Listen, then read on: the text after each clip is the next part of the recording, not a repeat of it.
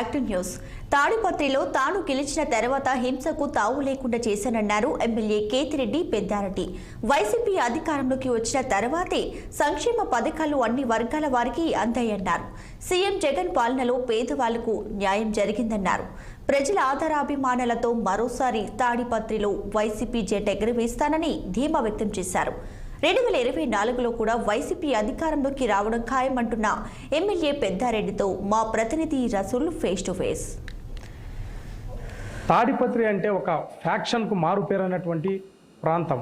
ఇలాంటి పరిస్థితుల్లో ఇక్కడ తాడిపత్రి నియోజకవర్గం ఎమ్మెల్యే పెద్దారెడ్డి మరోమారు సిట్టింగ్ ఎమ్మెల్యేగా సార్వత్రిక ఎన్నికలను ఎదుర్కోబోతున్నారు.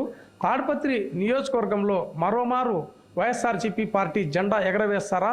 రెండోసారి విజయకేతనం అతన్ని దరిచేరుతుందా? ప్రస్తుతం ఆయన మాటల్లోనే అడిగి తెలుసుకుందాం. మన చెంత ఎమ్మెల్యే పెద్దారెడ్డి ఉన్నారు. సార్, తాడిపత్రి రాజకీయాలంటే ఒక ప్రత్యేకతను సంతరించుకుంది. రాష్ట్రంలోనే తాడిపత్రి అంటే ఒక ఫ్యాక్షన్ రాజకీయాలకు పెట్టింది పేరు. ఇక్కడ ఉన్నటువంటి ప్రజలను మన్నలను పొందాలన్నా గెలుపొందాలన్నా పెద్ద కసరత్తే చేయాల్సి ఉంటుంది. మరి మీ కసరత్తు ఎలా నడుస్తుంది అంటారు? నేను ఇక్కడ ఎమ్మెల్యే అయిన తర్వాత ఖచ్చితంగా ఒక మార్పు తేవాలనే ఆలోచనతోనే నేను తాడిపత్రికి రావడం కూడా జరిగింది. నేను వచ్చిన తర్వాతనే ఫ్యాక్షన్ రాజకీయాలకు స్వస్తి పలికిన. ఏ గ్రామాలలో కానీ ఎవరే కానీ ఫ్యాక్షన్లు చేసుకోవద్దండి, ఏదన్నా కానీ శాంతియుతంగానే పరిష్కారం చేస్తామని చెప్పింది.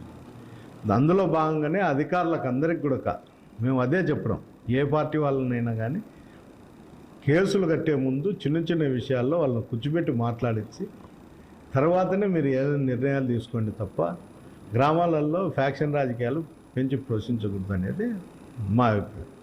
అందులో ఈ ప్రభుత్వం వచ్చినాక సంక్షేమము, మంచి వర్షాలు రావడము, కాలం నీళ్లు మారడము, డ్రింకింగ్ పర్పస్ కానీ సాగునీరు కానీ పారడంతో రైతులందరూ కూడా బాగుండాలి.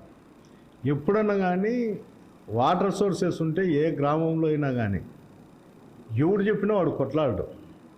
ఏంటికంటే పొద్దున్నే లేస్తే వాడు పొలానికి వెళ్ళాలి. రైతు అనేవాళ్ళు పొలానికి వెళ్ళాలి. రైతు పొలానికి వెళ్ళి ఆ పొలం చూసుకొని వచ్చి మధ్యాహ్నం రెస్ట్ తీసుకొని మళ్ళీ సాయంత్రం లేబర్ కోసం తిరుగుతాడు. ఇదే నీళ్లు లేకపోతే వాళ్ళ ఆలోచనలన్నీ తప్పుదారులు పడుతుంటాయి. అది లేకుండా చేసినాం మేము. ముఖ్యంగా ఈ ప్రభుత్వం వచ్చినాక నేను ఎమ్మెల్యే అయిన తర్వాత కొన్ని సంవత్సరాల నుండి కూడా ముచ్చుకోట రిజర్వాయర్ అని ఉంది. ఆ రిజర్వాయర్కి నీళ్ళు ఇచ్చిన పాపాలను కూడా పోలేదు. నేను ఎమ్మెల్యే అయినాకనే నీళ్ళు వేయడం జరిగింది. ఇప్పుడు కూడా నీళ్ళు ఇచ్చినాం. అంటే అక్కడంతా నీళ్ళు పడడంతో ఆ పొప్పూరు మండలం అంతా సస్యశ్యామలంగా ఉంది. పెద్దోడూరు మండలం కాలువ నీళ్ళు వేయడం కూడా జరిగింది.